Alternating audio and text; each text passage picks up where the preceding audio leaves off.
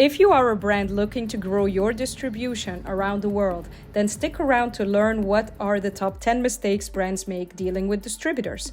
My name is Nancy Shenouda and I've worked with over 2,000 brands for the last 17 years. I'm here to help you avoid those mistakes.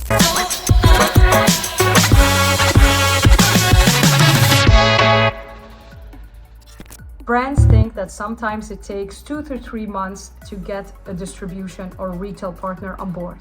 But on average, it takes 4 to 6 months, and sometimes even much longer than that. And why is that?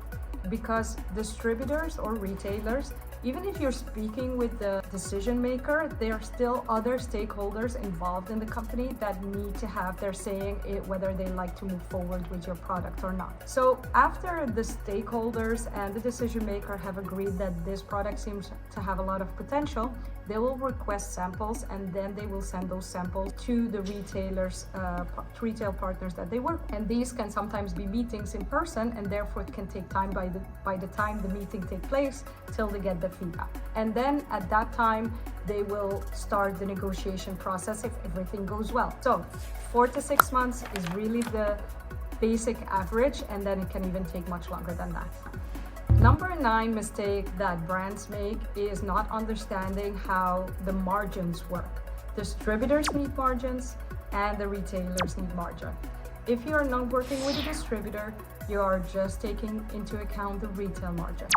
And that differs from retailer to retailer, and it will differ from distributor to distributor. Want to learn more about that? We have a calculator at Tradesnest.com which can help you calculate the right margins for the right partner and help you and give you a recommendation country by country with the taxes calculated in the process as well. So number 8 mistake brands make is that they invest a lot of money going to very expensive trade shows to showcase their products there to buyers.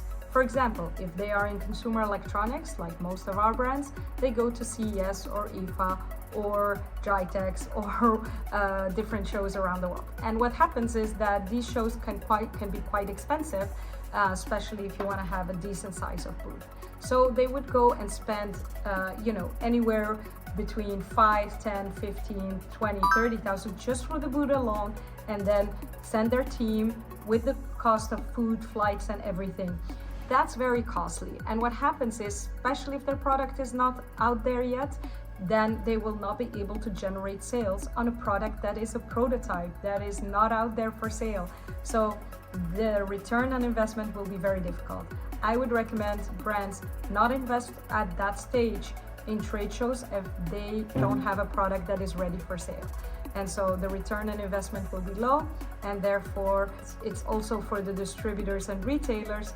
They want to have a product that they can invest in and purchase on short-term notice. So a product that's not out there yet has to still be proven in the market.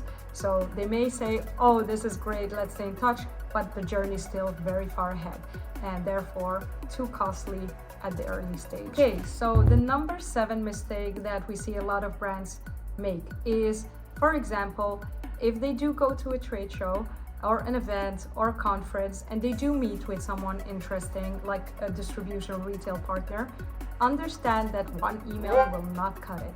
You will need to consistently follow up with that partner to remind them about your product and that they showed interest in this product to learn more. So it's your job to get the job done, and that's to get in front of them to secure the next steps in the process. Sending one email will not cut it, as they may have seen over 200 brands and those 200 brands are doing exactly the same, and so they are not able to get you anymore in front of them and remember your product. You need to remind them over and over again.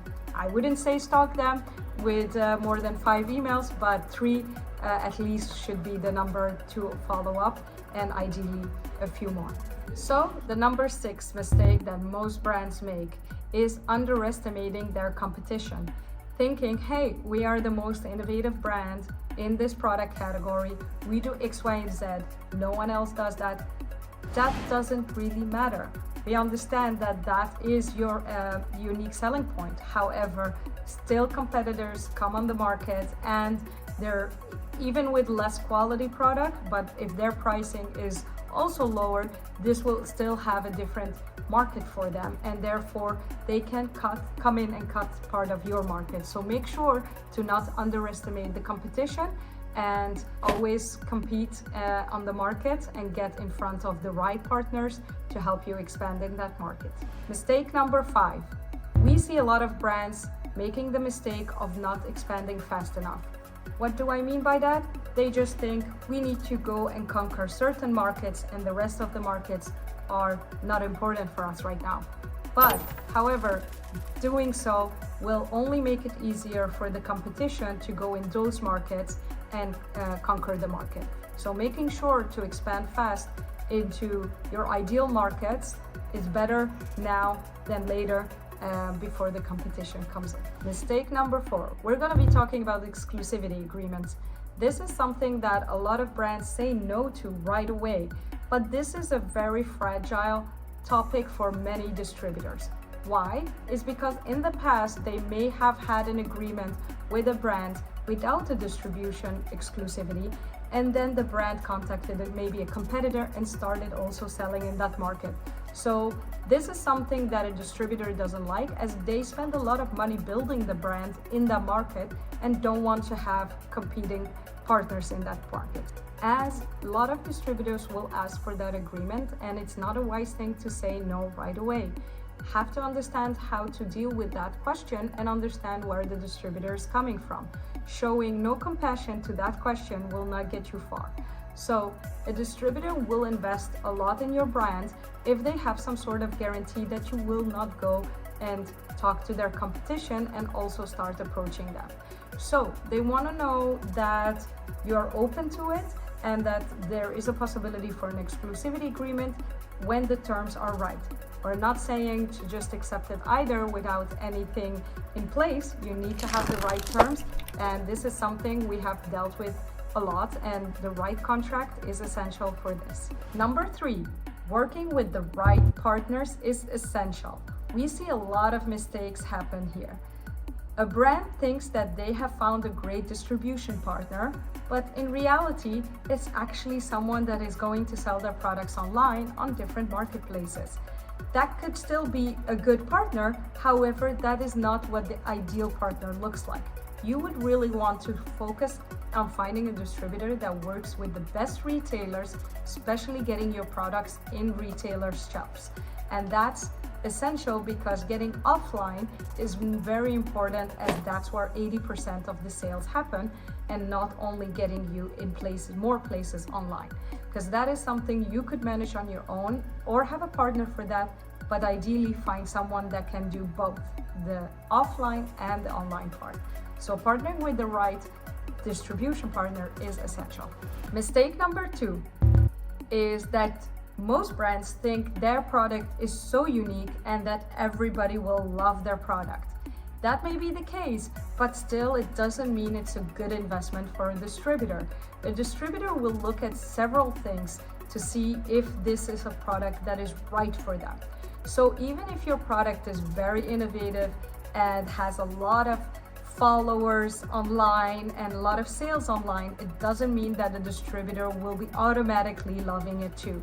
They will look at this product, and if they have done something similar before in the market and how successful it was, or they can see it in a different way. How much education do I need to have on explaining this product in stores for retailers to say yes to it and actually sell it? Because if your product is too innovative, in retail, it means that they need to have someone in store explaining the product correctly to be able to generate sales.